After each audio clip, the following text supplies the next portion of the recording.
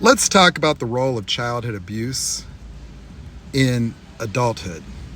Now, one of the things that happens to people in abuse cycles is a process of internalization, a sense of culpability or mutual responsibility. Sometimes we could attribute that to reactive abuse, but there's another thing that we need to look at. You see, if you were a child and you were in a home where you had dysregulated parents, narcissistic parents, or abusive parents, the abuse that parents will often have for children will be framed as discipline or punishment for bad behavior. And after these exaggerated, anger-laden abuse sessions, these parents will often need to sit the children down and explain to them the justifications for the abuse, as well as force the child to accept full responsibility for being deserving of this abusive behavior, conjuring shame and guilt. And so you get conditioned in these relationships to entertain the plausibility of the abuse, to listen to the justifications, because often entertaining those justifications and acquiescing to the justifications, at least in my life, was necessary to allow my father to de-escalate, calm down, and to feel comfortable with what he did. And so abusive parents will frame the abuse as discipline, as necessary, spare the rod, spoil the child. And what ends up happening is that we respond to abusive behavior, emotional and otherwise, with the form of cognitive dissonance, where part of us knows that this isn't right. But the de-escalation often requires us to entertain stories. And if we're debating and deliberating about the merits of the bad behavior, what we're doing is we're actually inventing the plausibility that we have a curiosity about why are they doing this? Why are they acting this way? Why do they treat us this way? That when being treated improperly in an abusive manner, we will entertain the justifications. We actually live as if there is a world in which there could be a justification that would warrant this treatment. We might even be curious about, why did you do this? Even in our society, you see that. I remember watching the drama between Chris Brown and Rihanna, and some of the comments that I would read would say something like, well, what did she do though? She must have done something. You know, people don't just act like that for no reason.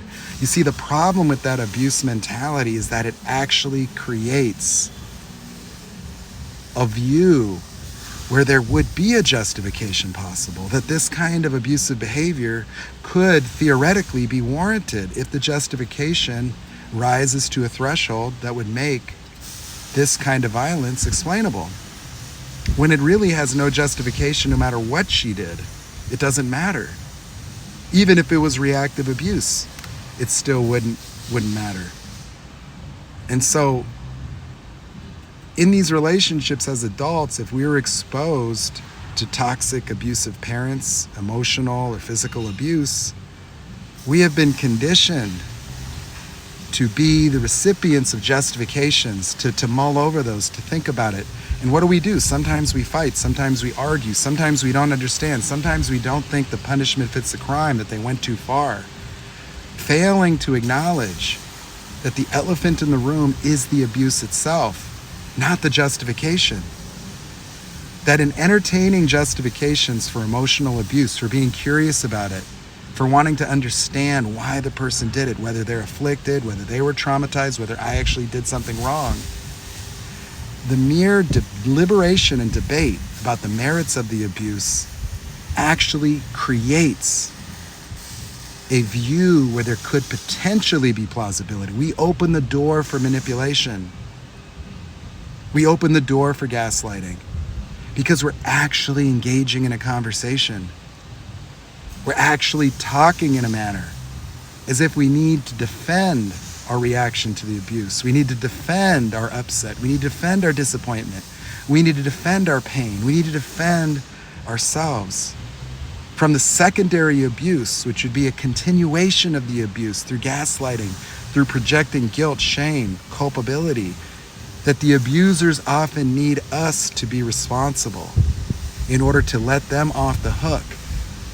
Instead of feeling guilty and ashamed of themselves, these types of parents and these types of abusive partners, they try to escape the guilt and the shame by forcing the victim to accept responsibility, to be party to the circumstances that warranted this or caused this or triggered this. When in reality, this is part of the pathology itself. This is where we are responsible. We are responsible for creating an atmosphere where abuse is potentially warranted based on what we did or didn't do. And that right there is the biggest mistake of our lives. That I live in a world where no form of abuse is okay, where hitting a child is a traumatic and abusive thing and it should never happen. That emotional abuse, manipulation, and guilt trips are some of the most damaging things you could do to the psyche of a developing young mind. It is the most irresponsible form of parenting, completely oblivious to the psychodynamics of human development, and it will result in a pattern of behavior where this individual will grow up into a world confused between the difference between discipline and abuse. And this is a big time problem. This is often at the source of people-pleasing behaviors, where you could be dominated, ridiculed, shamed into providing services, benefits, love, praise, listening and subordinating, accommodating the ongoing demands and needs of people, in fear of retribution, and actually feeling internal guilt and shame that has nothing to do with reality. And in that sense, people that are being abused in relationships are often just as disconnected from reality as the narcissists themselves. That if you in any way are tolerating abuse or have tolerated it in the past, it is time to unload the guilt and the shame that often is at the very source of it. That is the basis of a lot of the things I talk about. It's not about victim blaming, it's not about shaming, but it's about the fact that we have to confront the dynamics of our own pathological behavior that could explain our part in abuse cycles, not from the standpoint of why we are guilty, why we deserve abuse, why we are responsible for the abuse,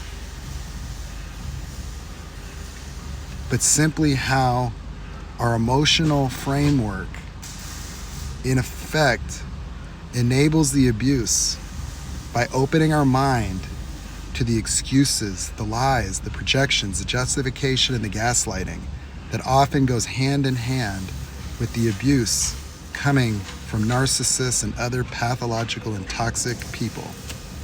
Food for thought.